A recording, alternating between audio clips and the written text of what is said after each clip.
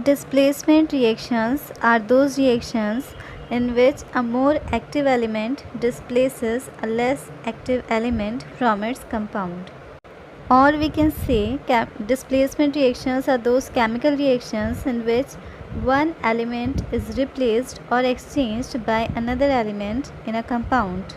These reactions occur in solution. The elements involved may be metals and nonmetals. The more active metal displaces less active metal. But before we go into the examples of displacement reactions, let us first understand the relative reactivities of metals. Different metals possess different reactivities.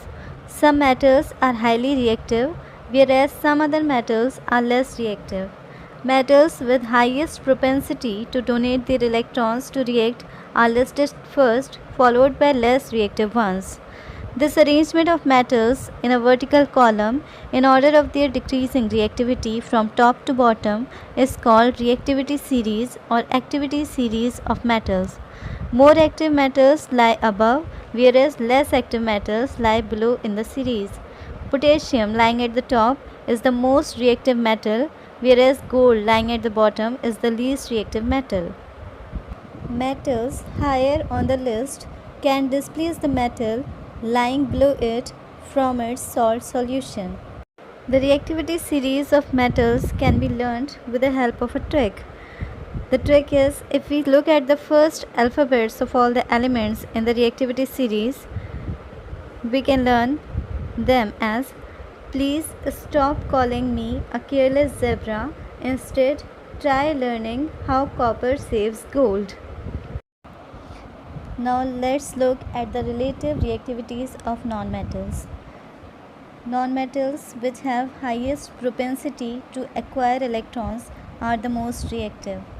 Unlike metals, nonmetals which can acquire electrons with highest propensity are most reactive. So fluorine has the highest propensity to accept electrons. So fluorine is the most reactive nonmetal, while iodine is the least reactive nonmetal, which means that fluorine can displace chlorine, bromine and iodine from their salt solutions, and chlorine can displace bromine and iodine from their salt solutions, while bromine can displace iodine from its salt solution. Now let us understand displacement reactions with the help of experiments. We take two beakers containing blue colored copper sulfate solution.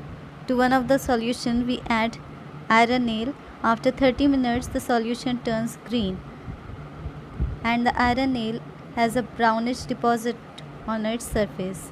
If we look back at the reactivity series, we find that iron lies above copper in the reactivity series. That means iron is more active than copper.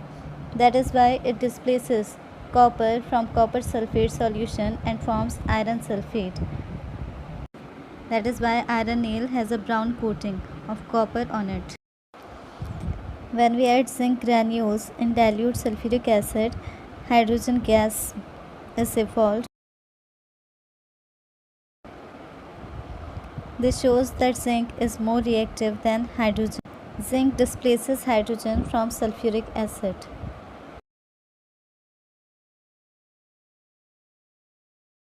Now let's look at those reactions in which a more active nonmetal displaces a less active nonmetal from its compound. Here we have taken colorless solution of potassium iodide Ki. Adding chlorine to the solution, we find that the color of the solution changes to violet due to the formation of iodine. Chlorine, being more reactive than iodine, displaces iodine from potassium iodide and forms potassium chloride and iodine. Displacement reactions are used in the extraction of metals like silver and gold. Granulated zinc are added to the solution of silver and gold in sodium cyanide. Zinc, being more reactive than silver and gold, displaces silver and gold from the solutions of their compounds. Another application of displacement reactions is in thermite welding. Here, mixture of aluminum and ferric oxide react to produce molten iron. Aluminum, being more reactive than iron, replaces iron in Fe2O3 and forms Al2O3. We can extract iron from its ore Fe2O3 by heating it with carbon in blast furnace.